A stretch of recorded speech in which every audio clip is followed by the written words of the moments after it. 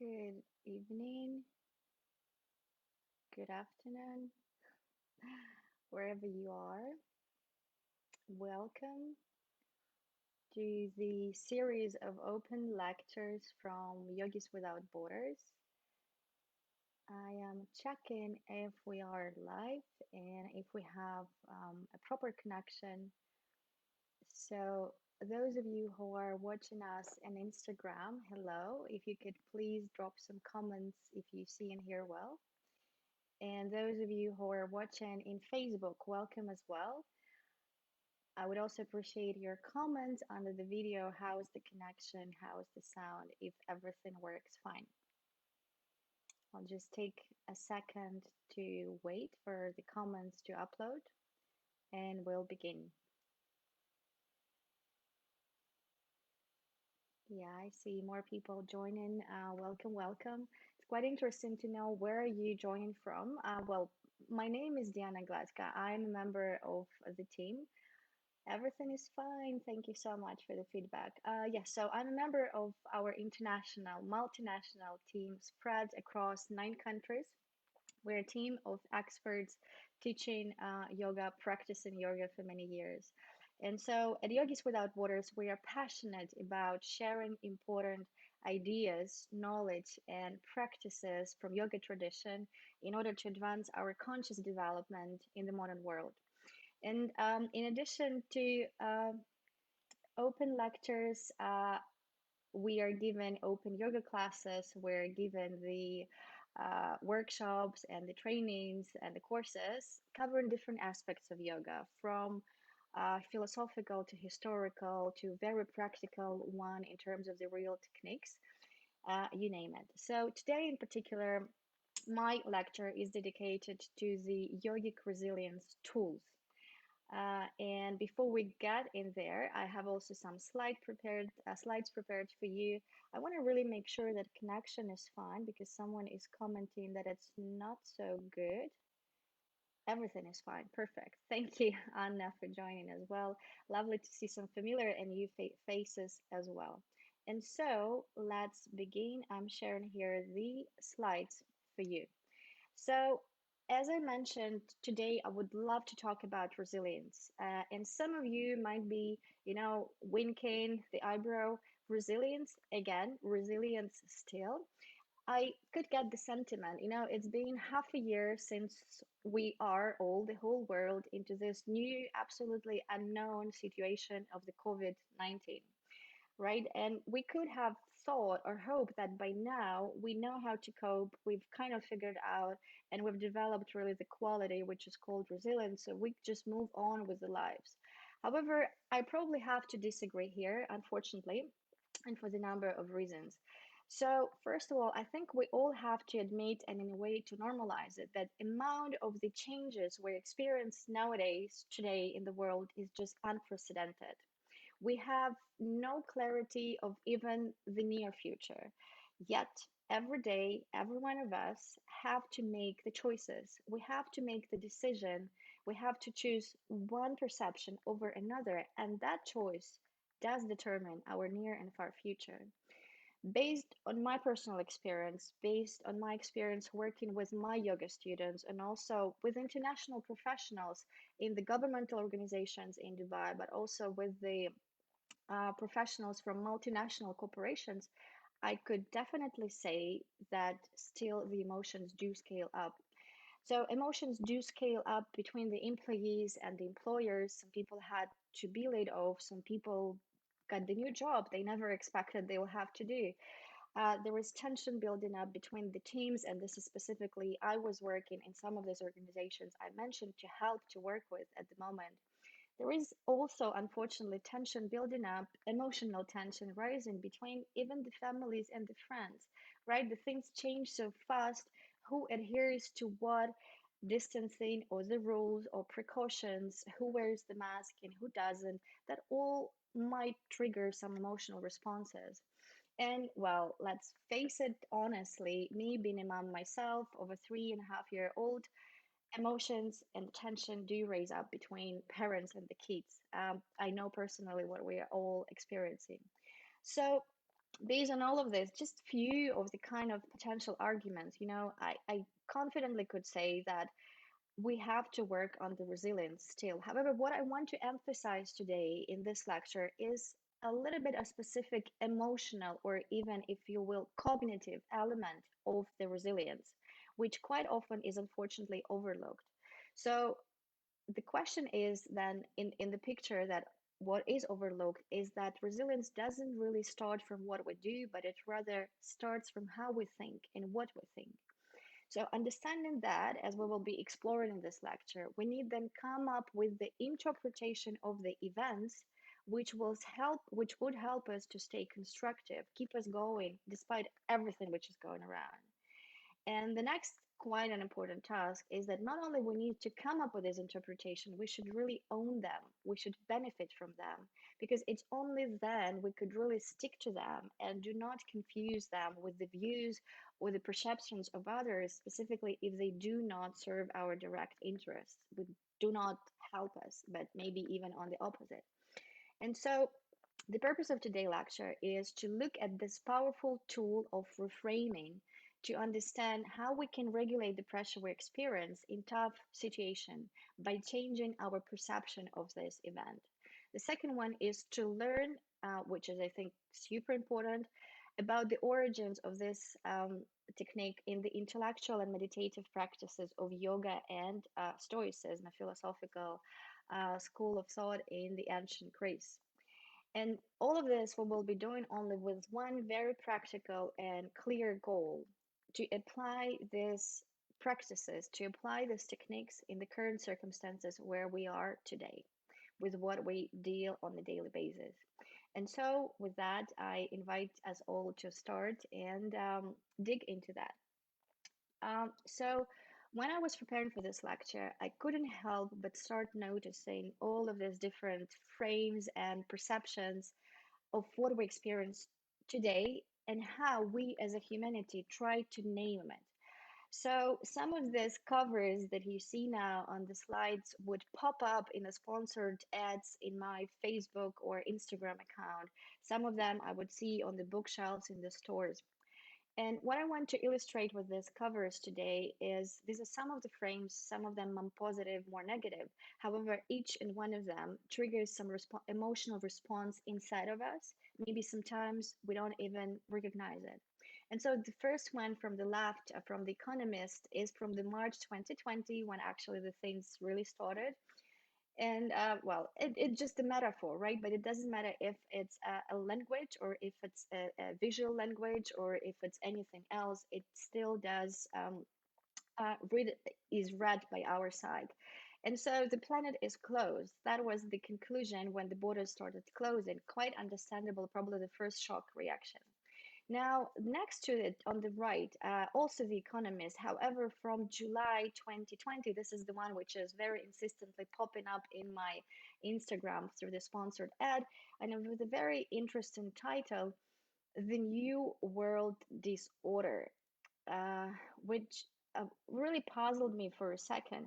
So the disorder could be meaning just the new order, right? And here's already the reframing in action. Well, in my view, it's quite a pessimistic connotation, and maybe because things get a little bit more difficult and take longer to solve.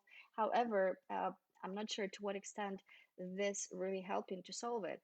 And so the other three I really like, and I also want us to discuss what's the emotional response to them. So and funny enough, they were happening somewhere around April and then the May. And again, this is just an illustration how we as a humanity trying to name what is actually happening.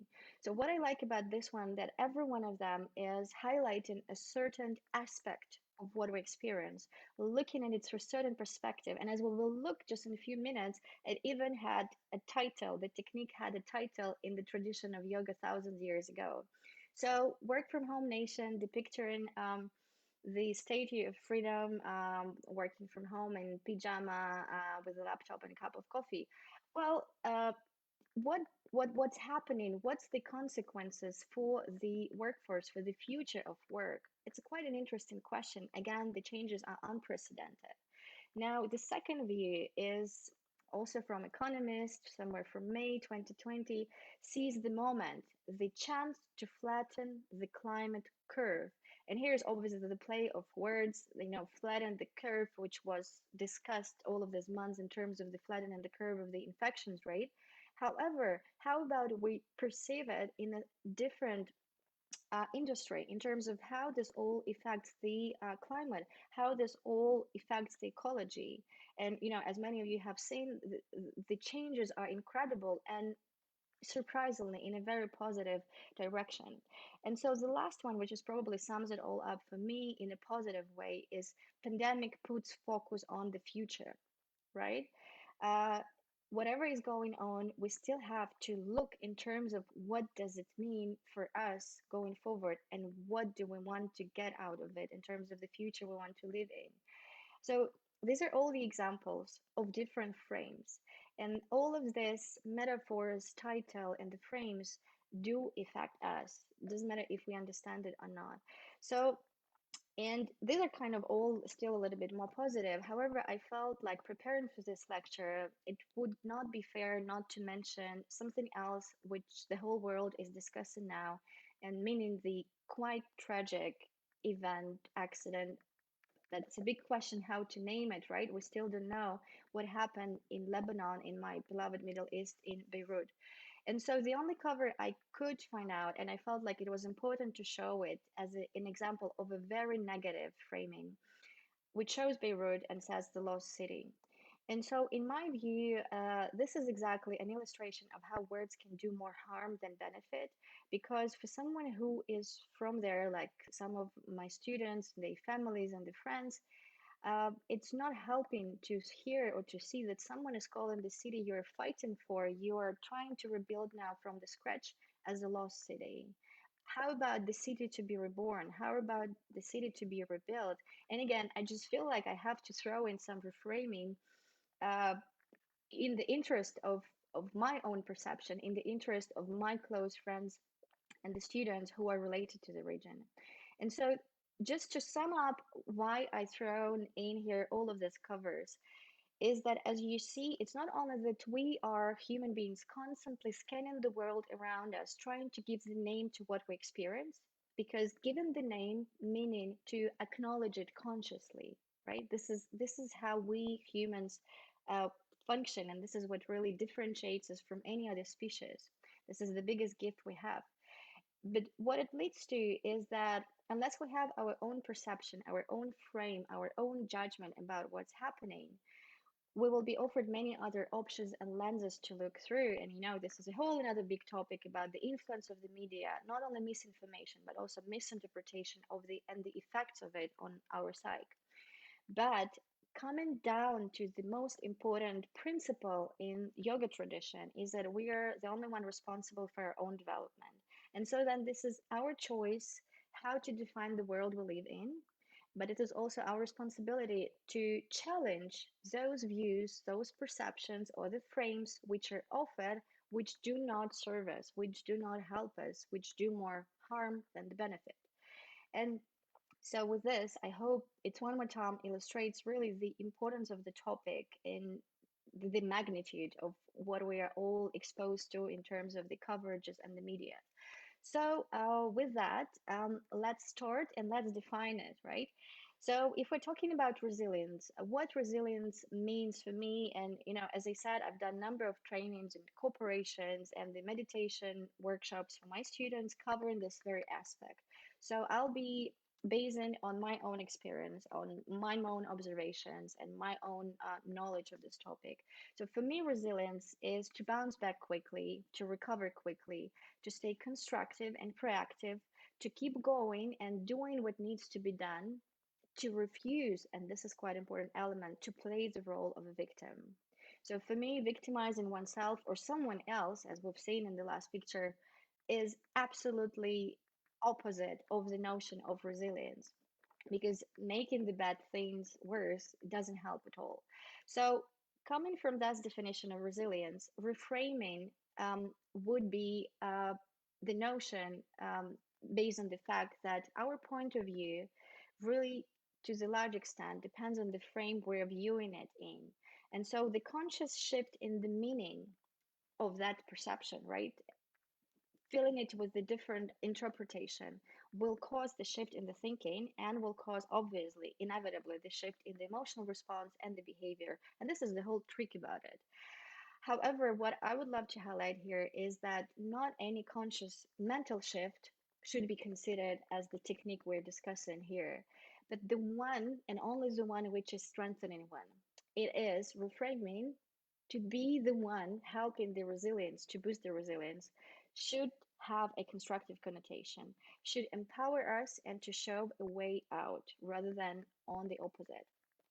So, with these definitions and criterias in mind, I invite us to move on. And here, I would love to share a couple of examples, real life cases. I call them my reframing gems, right? The collection of my gems. So these are the cases where I, in the younger or older age, was exposed to, in my view, very successful cases of intellectual reframing, which really helped me back then. And in my view, illustrate different aspects of this technique. So, uh, to be honest, as I understood also in a way preparing for this lecture, that I was really exposed to the technique at the very, very age in my life. The first case I could remember was when I was around 7 and I was in the first grade at school, and I was entrusted with a super important task of washing the floor in the classroom, closing the door, keeping the key, and bringing that key next day in the morning to open the classroom.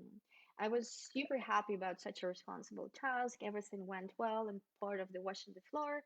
And for those of you who are watching for Europe and wondering, no, it wasn't the USSR anymore, but it was kind of the traditions were still going. And so the washing the floor was well. However, on the way back home, unfortunately for me, I lost the key.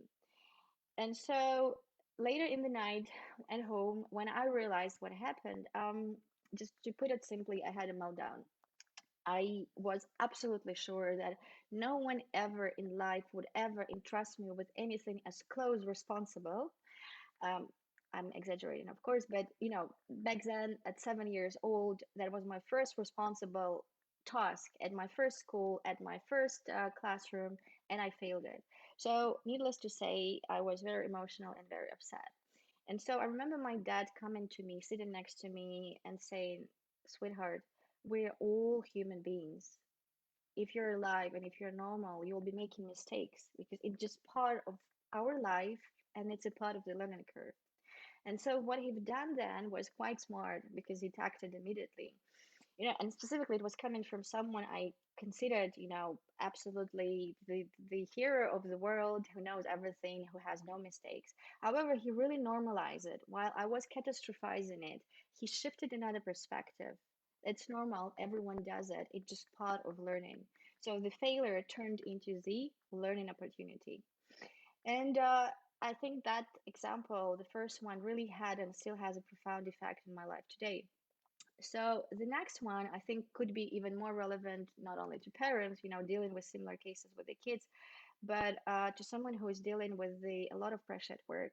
So the second case happened when I was already in my early stages of international career at the multinational corporation in my early 30s or something. So I was handling my first biggest client, and I was in charge of structuring a $1 million fund for them. And everything was quite difficult. There were a lot of challenges and setbacks. However, we solved it all.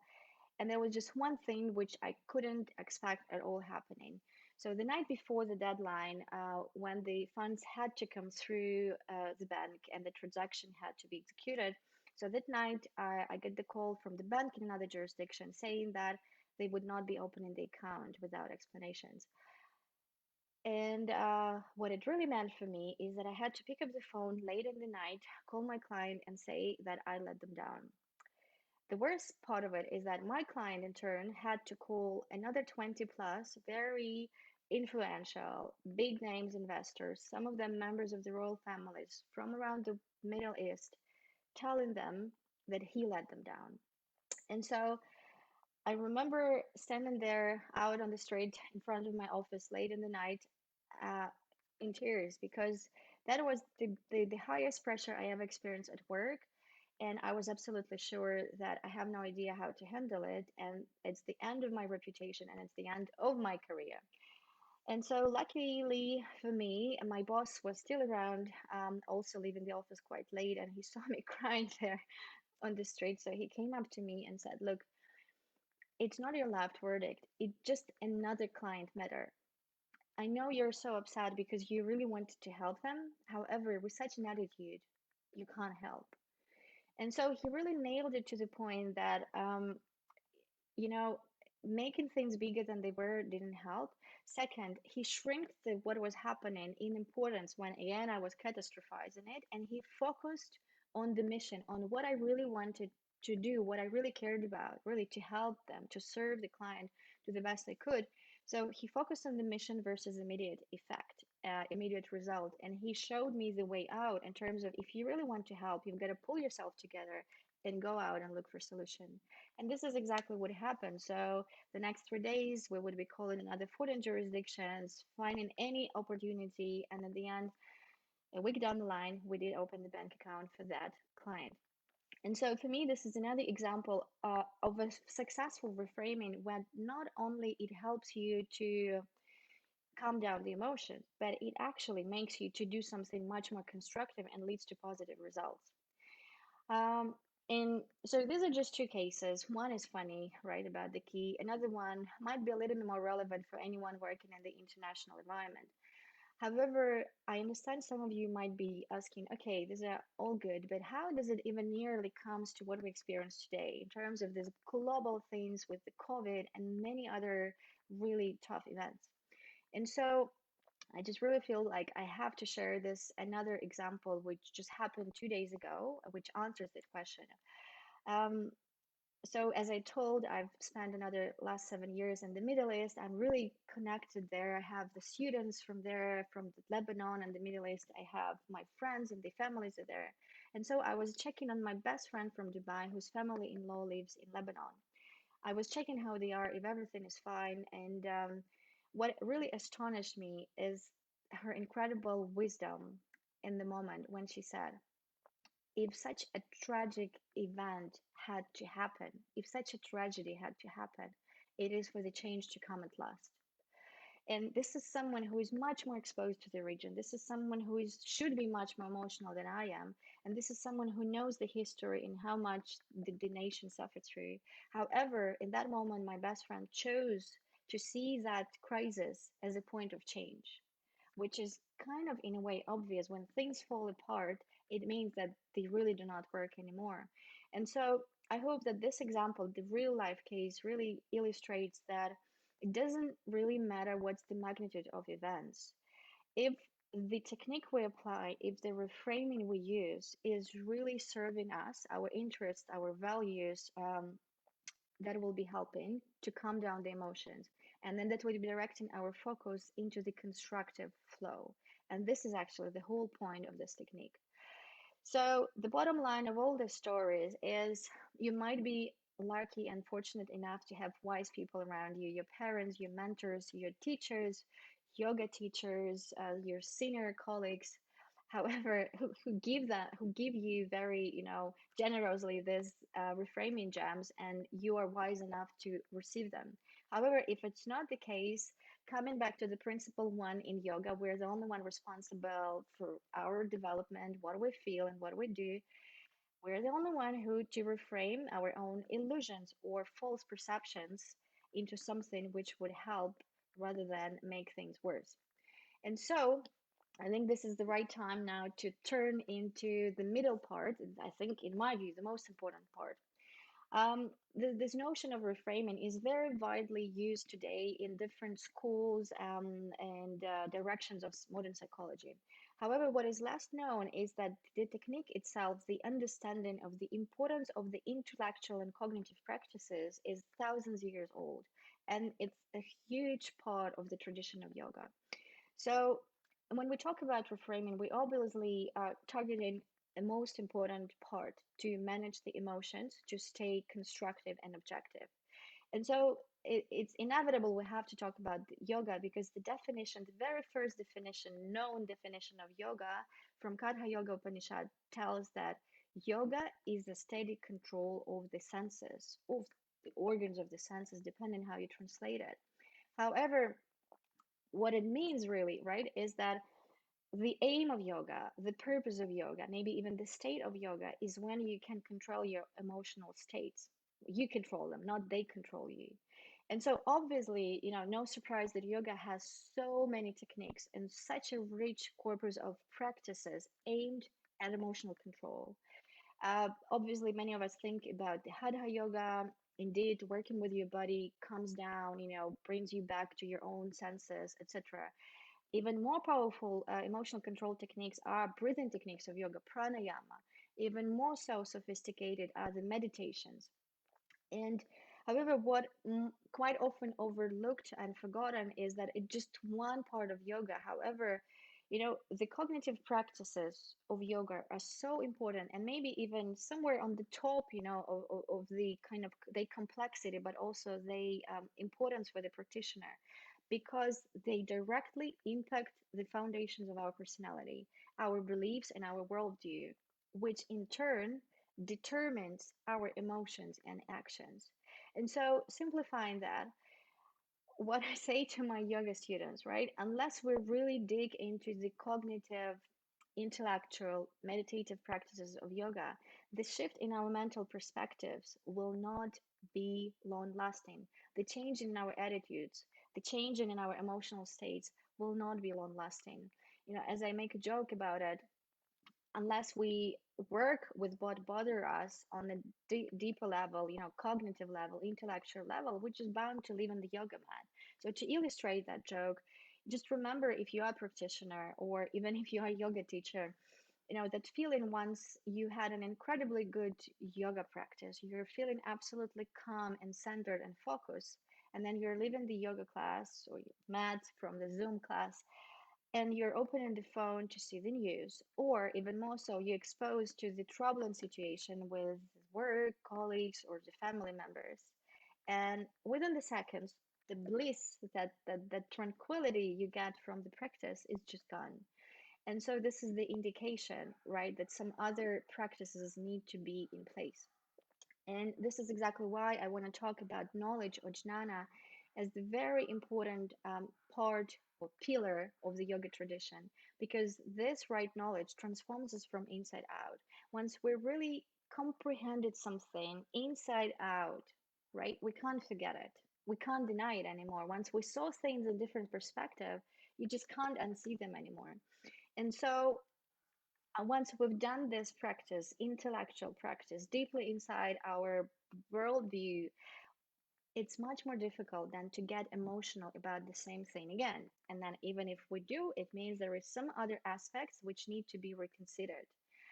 And so, with that, I want to share a couple of very traditional practices which are already mentioned in the various old original yogic texts from Yoga Sutra Patanjali and many, many others from different traditions of Tantra and yoga itself, and to see to what extent they really are talking about this importance of the cognitive reframing or the mental shift to change something in practitioner's life, really.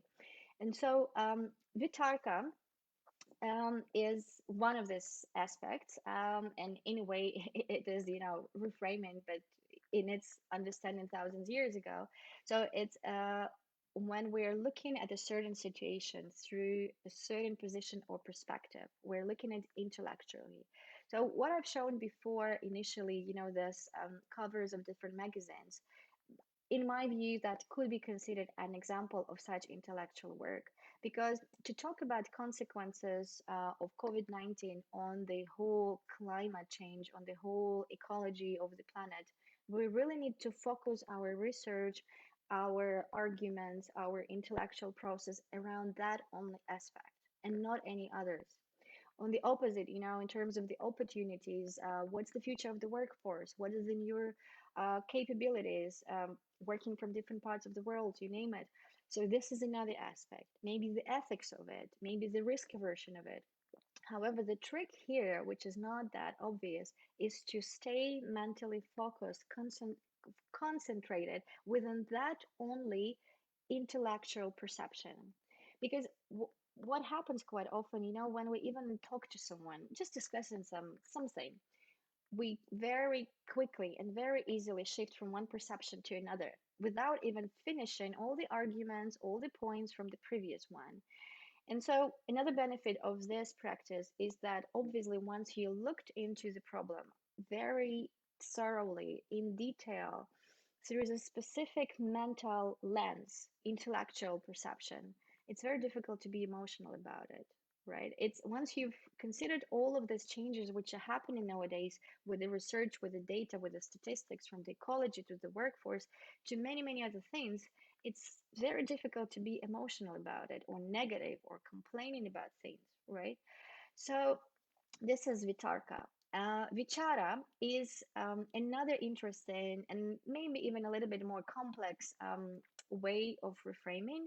So, Vichara in Sanskrit means literally going back and forth. And if you know a charter flight, the flight which goes, there, drops people and then picks them up and drops them back, this is the same root word. And so, what it means intellectually is that we're looking at at one problem, at situation, first from the position of pro and then against. So, three opposite perspectives: argument, counter argument. And what it really does, it helps us to loosen our mental rigidity. We actually start seeing more once we've done a number of these tricks, even in our own mind. And so, to illustrate this example or this technique, I want to draw in a real life story or another, reframing gem from my life, which is in a way funny as well. So it happened a few years ago when I was a mother of a newborn girl, absolutely sleep deprived, exhausted, and tired. And I remember having a conversation with my best friend from the Netherlands and telling her that, in my background, the post Soviet background, in our culture, motherhood is a sacrifice. I've seen it on the example of my grandparents who were raising their kids just after the Second World War and the hunger, and you name it. I've seen it an example of my own mom who had to refuse the job promotion because she could not be away from us longer when it would be perceived normal. And many other things. And so I was, elaborating how this all is very important to reconsider for me personally, not to fall the trick. And she was like, her reaction was, I remember it was so funny. Really, people have children because they want to and they enjoy it.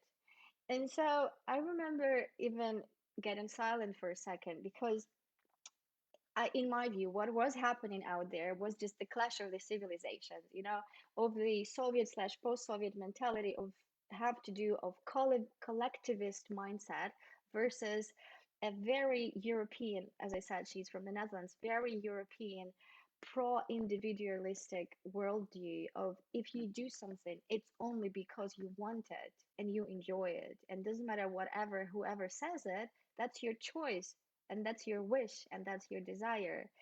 And but it's a very simple and a very easy shift or a trick in perception. In a way, it's an example of cultural relativism in action. However, seeing these two perceptions, from one side and another, and seeing how they absolutely contradict each other, just makes us to understand that okay, none of them could be true or should be true, or maybe actually I can choose something I haven't seen before. This view on, whatever you do because you want it, not because you have to. And so um, I remember this case with a smile on my face because, in my view, that's exactly when that mental rigidity was loosened, seeing one situation from one perspective and then exactly the same one from opposite perspective. In another technique, so we already talked about Vitarka and about Vichara, which are just purely intellectual cognition practices. And so another related practice, however, more of the experiential nature of the feeling of living through the situation is called Bhavana. So it comes from the Sanskrit root verb pu or to be. So it's something we experience. It's our ability to play with our emotions, actualizing something to reach the particular emotional state. And so I'll give examples in a second so it becomes a little bit more obvious. So uh, the understanding or the purpose of this practice is it comes in the notion that to do the things we've never done before, maybe to develop the resilience, maybe to be stronger, maybe to be more, unstoppable, we really need to experience things we've never experienced. And for that, we need to get into the new circumstances. However, this practice focuses on the notion that we human beings are very psychological. So for us, it's not necessarily to put ourselves through all of the circumstances. Quite often, we can reach the same effect just visualizing them. And so, if you've heard about Vijnana Bhairava Tantra, this is an very old and very prominent text from Tantra tradition, which actually lists these meditative techniques in the kind of tradition of this bhavana. And they're all aimed at invoking a particular psychological state. So I'll give a couple of examples and we'll see to what extent they are correlated with reframing and they serve the same purpose.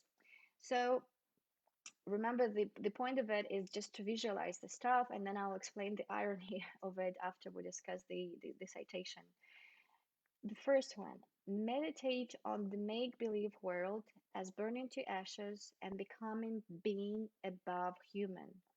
So, put simply, imagine that your world or your city is burning to ashes, and in that moment, feel as you are above human. You're much more stronger. You are much more resilient. You can do more. You are capable of more, right? So, what is this about?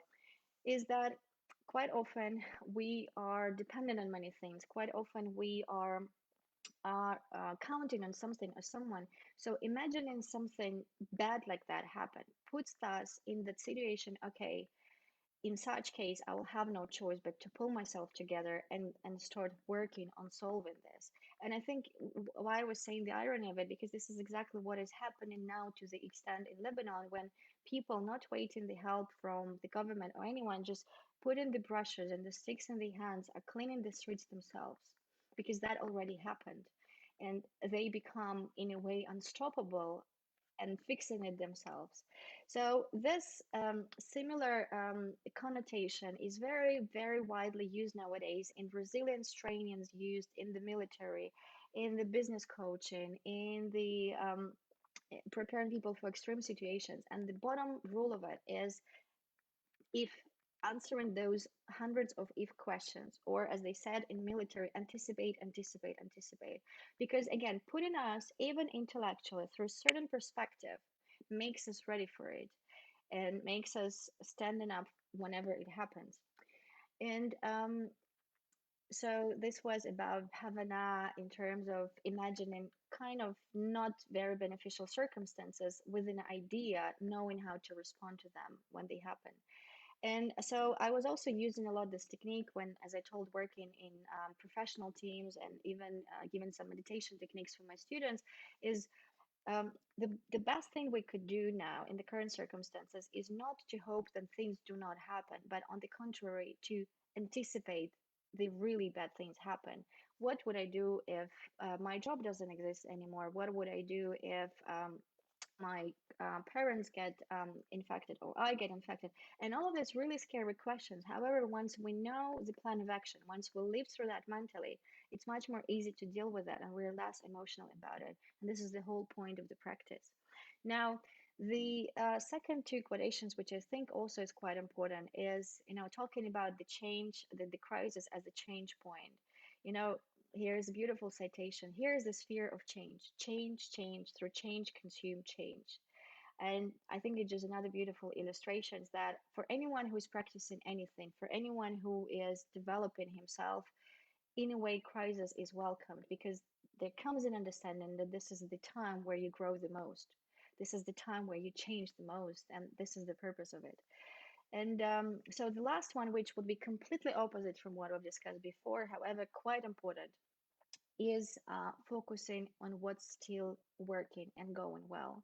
So the citation is wherever satisfaction is found, in whatever act, actualize this.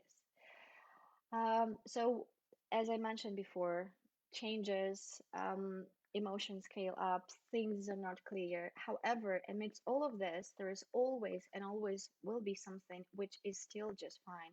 So, I remember my boss once gave me this example that whenever he has the worst day at work ever, and whenever he comes in absolutely devastated state, he says, I'm opening the door and my little one runs to me, welcoming me and embracing in the hug. And then at that moment, I feel like there are more important things. There are things which are still fine and then things which I have to cherish. And, back then I didn't have children myself, but now I pretty much understand what he's talking about. And I think exactly this is how we can tweak our mind to stop looking only into the negative connotation, even maybe for the best reason of getting prepared, survival mode, and the instinct, but also to build the resilience through acknowledging the things which are still working and which are still fine.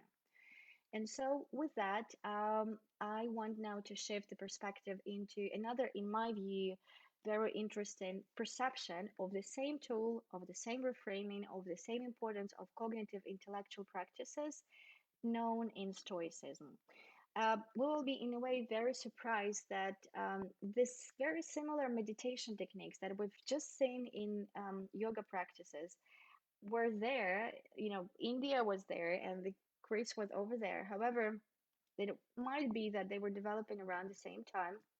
It might be there was some sort of intellectual exchange. However, it might be the case that, as we kind of have to acknowledge that any tradition, any system which studies the psyche of a human being, studying the same object, would be coming to very similar conclusions. And that might be an explanation how we see such a similarity of the perception of the technique, and even the meditations are very similar. And so, Stoicism was a philosophical school. School of thought in ancient Greece, very active from the third century BC till around the third or sixth century AD. And so, in addition to all of those notions of, importance of how we name the events and how that changes how we see them, they also understood something very important in my view that I also want to highlight here, that destructive emotions quite often result from the errors of judgment. And so people should maintain a will that is in accordance with the nature. And for me, this is really brilliant. So, what if we ask ourselves, what does it mean to maintain a will or perception which is in accordance with nature? What does the nature want, right? What does any human being wants in the nature? The development, the advancement, the growth. And so this is one more time reiterates beautifully that for reframing to work, it should be constructive, positive, and advancing. Ideally, first of all, you, but in the larger perspective, also the system itself. And so, very briefly, I want to just throw in a couple of examples of Stoic meditations or reframings, and to see again to what extent they are similar to large extent with the yogic tradition. And so the first one is that the testing frame. So any setback, the Stoics would call uh, the test of the character. And they were saying that the Stoic gods are testing us with the best of intentions, meaning makes us stronger, right? And it's absolutely not a new information. You could find it in any self-help book or motivational information. uh, Neuropsychological research that challenge is stimulating, that pulls the resource together. Whenever we call whatever we experience a challenge, we are getting ready to stand up for it. And it's very interesting, and the Stoics thousands of years ago already kind of knew that trick about the challenge. And so the next one is, I think also could be popular today, is a storytelling frame. Right. So they were saying, okay, you experienced this setback. How do you want to see yourself dealing with this situation after years to come? So do you in a way, write a story you will be telling to your grandchildren, a story you will be telling in the books, how I raised up to the COVID-19, right? When you're 80 years old. So were you a fighting one? Were you a caring one? Were you a protecting one? Were you a complaining one? And so, in that sense, Stoics were quite smart, and they were saying, look, the point of it, it's obviously not to have a perfect image and do the opposite, but actually drawing that story, acting on it, yeah, living that story. And in my view, that's another interesting trick we can use to put the things into right perspective. Another couple of tools are last time meditation or negative visualization. So the last time meditation, in my view, and to a certain extent, correlated with bhavana. And so the question is, what if I is the last time I'm talking to someone? What if I don't see them again? What if the place where I am now, I can't access it anymore? And again, the irony of it just very relevant to what we experience today, right? With the COVID, with the closing of the borders, etc. And what's important to highlight here, my purpose here is not to, depress anyone, to inflict this kind of negative thoughts, but on the opposite, because what happens once you answer that question is you start valuing what you have, people around you more. And so I remember just living through this very particular example when just the COVID happened, and I was on the phone with my parents every day, and every day I was putting hand in the phone and thinking, I really don't know when the next time I can talk to them, because we really don't know what's going to happen tomorrow. And that really helps to acknowledge the feelings you have, and that really helps to put things into perspective of being more appreciative. And there is different variations of it. For example, in the new age techniques of Castaneda, Carlos Castaneda, imagine that the death is behind your left shoulder. And the point of it again is not to depress, to scare people, but on the opposite, to make them feel the life more responsibly and more fully, uh, to, to experience what is happening with a kind of much more open awareness, if you will. And so the last one I want to draw in here, and we'll be coming to the last, my favorite part of the reframing and the conclusion, is this negative visualization. And again, for me, it just putting the things in the right perspective. So imagine living through COVID-19 without modern medicine opportunities, without ventilators, without antibiotics, without the hospitals, which can be unfolded within a second, not a second, sorry, but the weeks, and then folded within another weeks. That's what we've seen in an example of China, for example. And in my view, this is incredible, because asking yourself this question puts things in a proper perspective. On the one hand, the things which are still working, which are still good, and the second, that things indeed could have been much worse, and hence we are then more prone to complain, to fuss around the stuff we don't like at the moment. And so what's important also to mention about Stoics, and it's also very, very much embedded in the yoga tradition itself, is the notion of being control freak, but in the best possible interpretation. Controlling what you can control always and only, and that's yourself, your attitude, your actions, and your emotions.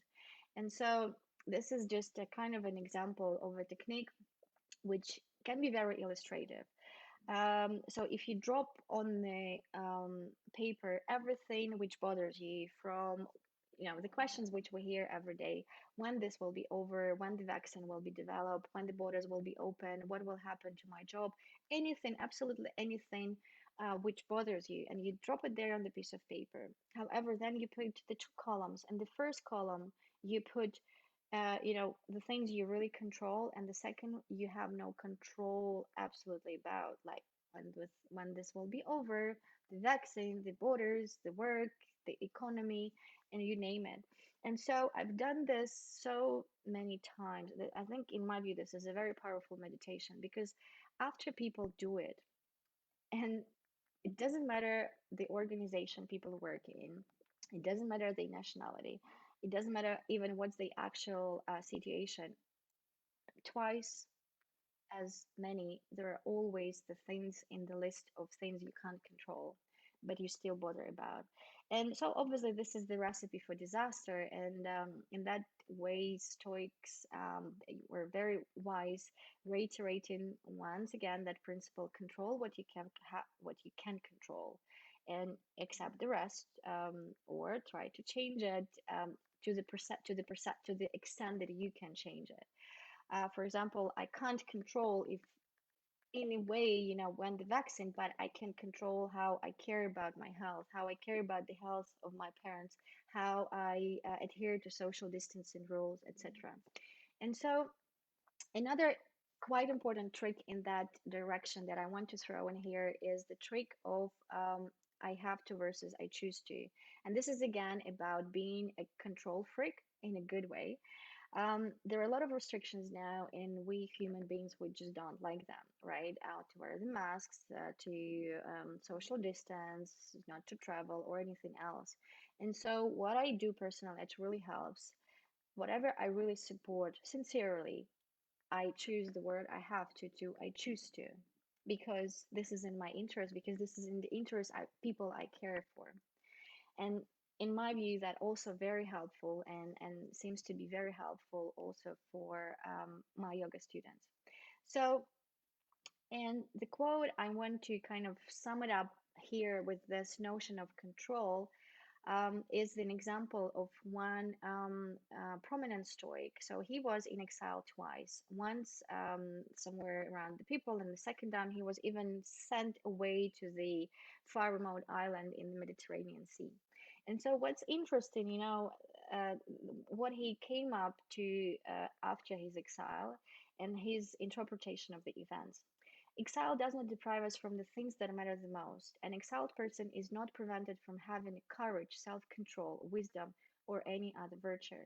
And I think, whenever we start complaining about the quarantine measures, the need to distance, personally, I would rather remember this quote of someone who was in actual exile, and to remember about this reframing.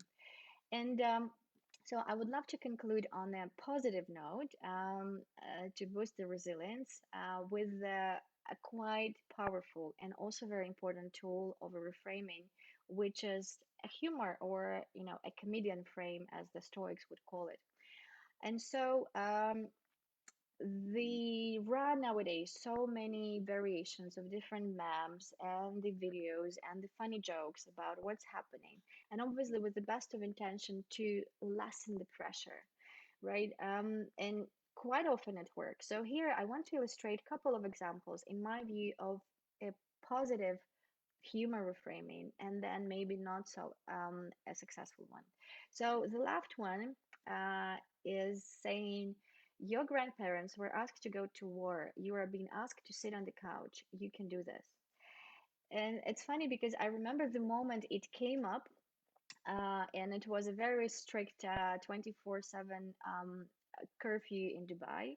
And the irritation about it and the tension about it was building up in the society. However, the moment it was reposted in social media, I think it became really difficult to fuss about it, because this joke really puts things in a proper perspective.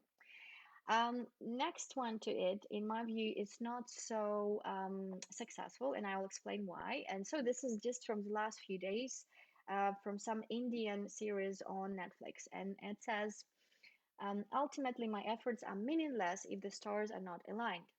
And quite often it also goes on the top with my signature till the end of my email signature till the end of 2020, or my explanation to someone who asks me why I still didn't get the job.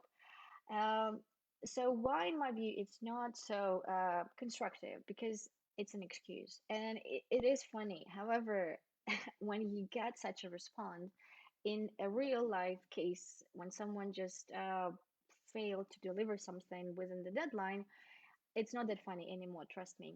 And to a certain extent, I've also seen this used many times in the tough situations, you know, with my students, when they just start with someone else when we really don't want to do something. And so again, we remember, for reframing to be positive, it should advance us. And once again, if you really want to get the job, however, you come up with such an excuse, it doesn't really serve you. It actually makes it worse. And so, one more example of in my view, really not so successful reframing is this one. And again, it's been all over the place, Instagram and the Facebook, and in a way, it is funny. And so it says, 2020, you suck big time. Wake me up when it's 2021. And, find a joke to alleviate the pressure, to change the perspective. However, it is not that funny anymore when it leads to what we see on the picture next to it. And this is a picture from a real site where you can order the t-shirt like that, Wake Me Up in 2021.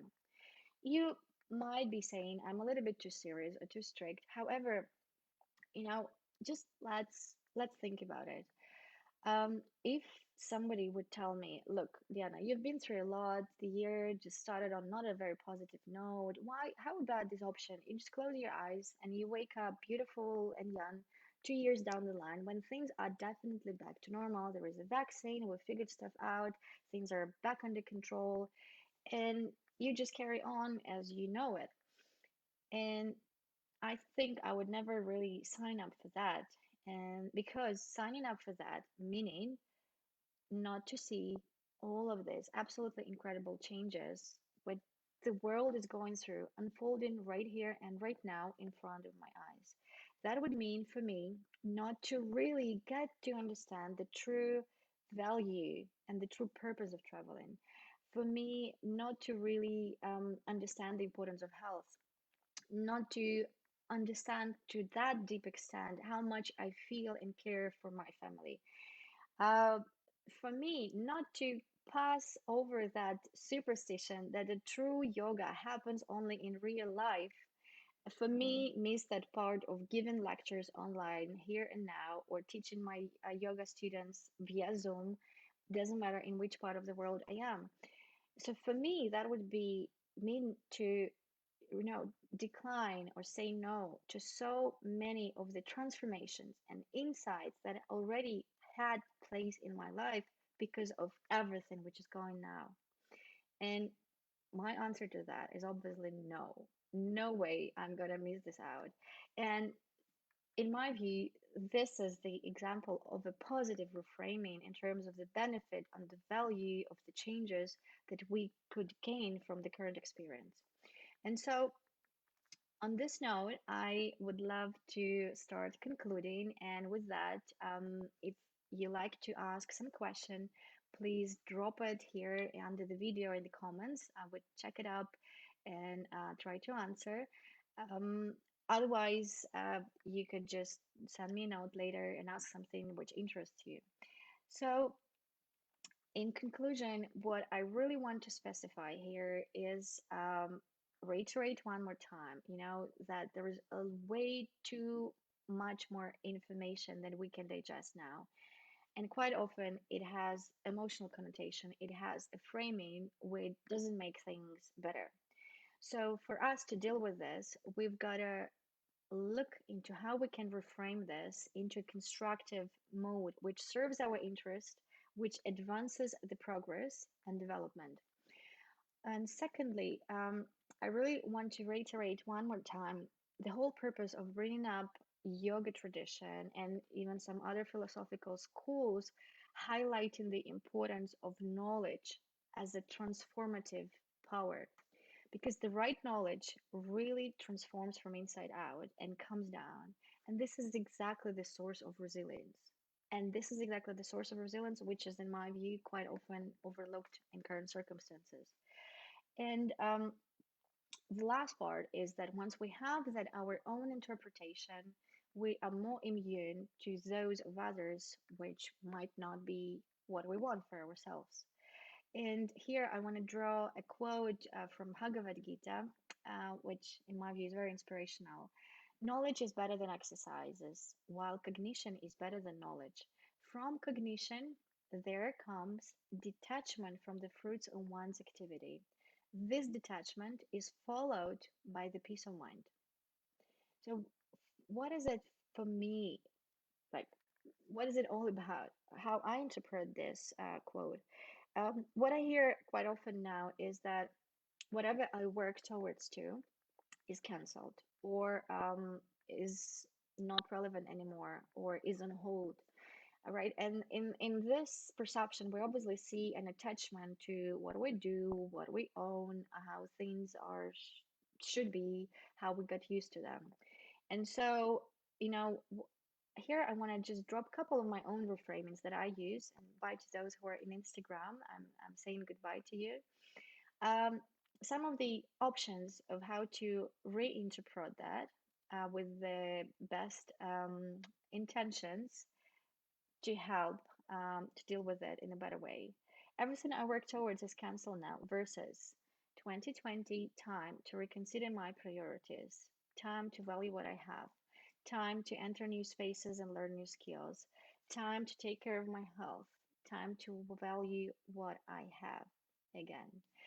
And time too, and here's the three dots so you could insert your own interpretation and the only thing I care about after this lecture is that it will be constructive, positive, will serve your interests and advance your own progress and the overall development of all of us in this situation. And so, with that, I really want now to conclude, and I'll be changing the camera to see your uh, questions or your comments to see if there are any. And so, um, I just want to check if there are any questions. I know that Facebook will take a moment to upload them. Okay, so I really thankful for your attention, and I want to wish you all a constructive and positive reframing to be resilient and to stand up to what we experienced today. Thank you for your attention, and wish you to be safe and to stay calm. For now, bye on. And just an important reminder that next week we are having another open lecture by Ivan Ulitko, and he will be talking about the tradition of yoga, the authentic yoga, as the best way of conscious self development, and for whom specifically, for what kind of practitioners it is the case. So we see you next week, the same time, the same place. Thank you for tuning in and have a great evening. Bye.